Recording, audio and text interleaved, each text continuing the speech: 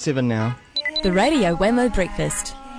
Well, it's time for the Farmers Market Pick of the Week with Chris Fortune. Good morning to you, Chris. Morning, Glenn. Good morning. Now, as some people try to get some kind of normality back into their lives in Canterbury, one of those things is going out and doing normal things like shopping for food. And, of course, Canterbury's been very well known for some great farmers markets in the past, but with the quake, it's hard to know whether or not these farmers markets are going to be open or shut, or what's going on, Chris? Yeah, the earthquake, unless you're living in that region, I don't think the rest of New Zealand really understands. But, there's been huge problems and issues. But look, but nothing that can't be resolved, and that's one of the key elements of the farmers markets in that region. They have the most farmers markets of anywhere in New Zealand, and all except for one have open. And the one that did close, this is amazing. They started up what's called a Popup farmers market in one of the worst hit areas, Mount Pleasant and in the Red Cliffs area. Oh, okay. So a place different to where it normally would be.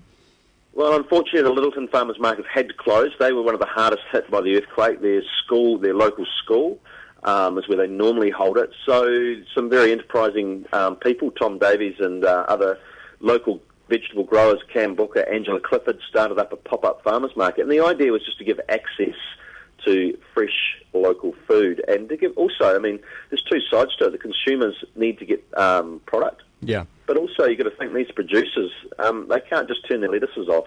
They can't tell their chickens to stop laying because there's been an earthquake. So you're looking at food producers with volumes of product that they just were unable to sell directly after the farmers market. Because there's so many traditional stores are not open as well, and not in business. So they've got places. They need places to sell the stuff.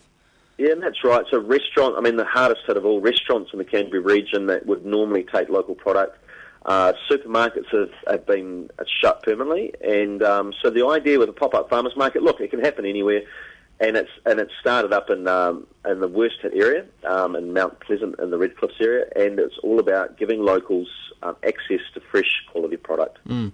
Are they also seeing not only that fresh product, but other producers of like coffee, things like that? Are they coming along as well? Yeah, well, one of the key elements of a farmers market, you've got to have something to give you some substance first thing in the morning, a bit of coffee. And then the trick with the coffee, it's got to be locally roasted, Looking back 10 years ago in New Zealand, we had, you could count on one hand how many coffee roasters were located in New Zealand. Now there's over 70 or 80 coffee roasters. Every region in New Zealand roasting coffee. They're integral parts of farmers markets. And of course, as a consumer, Glenn, you've got to have a cup of coffee in your hand as you're going around the market. Absolutely. How are people finding out about this particular pop-up farmers market? Well, we've made sure that the word's got out there. It's a lot of it, and most farmers markets around New Zealand operate by word of mouth, and that means that we don't have multi-million-dollar flashing signs, TV campaigns and slogans. It's all about good old-fashioned communities telling each other what's going on. Certainly, email and internet has come back on in Canterbury and it was out for 7 days. Could you live without your email for 7 days? No, impossible. Impossible. Yeah. Absolutely right. And these guys, it's tough. And I think it was tough the first week. It was really tough the second week, and it's going to get tougher because some really big decisions are being made. What buildings are they going to bowl over? Communities are changing. People are having to move from their houses they've lived in for generations. So it's amazing. So it's happening again this Saturday at the Mount Pleasant Community Centre. That's in McCormick's Bay Road in Mount Pleasant, from 10 a.m. till 1 p.m.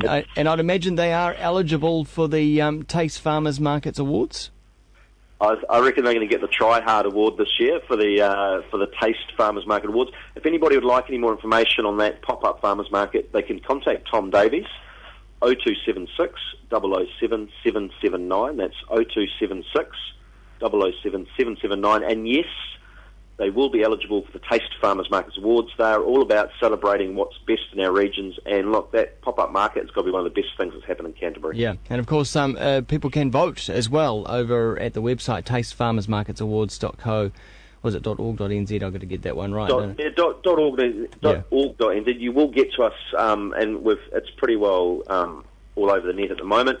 It's the Taste Farmers Market New Zealand Awards. What we're going to do, Glenn, celebrate local, regional product. And that's really that simple. Tell us who your favourite farmers market is. Go in the draw to win a trip for two to the Singapore Farmers Market, courtesy of Singapore Airlines. Wow, that'd be good. Cool. Have you been there? Well, here's the sad thing. No, I haven't. Oh. I've been to every almost every farmers market in New Zealand, and when I say almost, I'm going to tick off that list at the end of this year. Almost every farmers market in New Zealand. The prize up for grabs is a trip for two to the Singapore Farmers Market. I hear it's very, very good. They have a fantastic food culture and nightlife culture in Singapore. But hey, I reckon we've got just as good here in New Zealand. Absolutely. All right, Chris, thanks so much for telling us about that pop-up market, and people should go and vote for their favourite farmers market as well. We'll chat to you next week.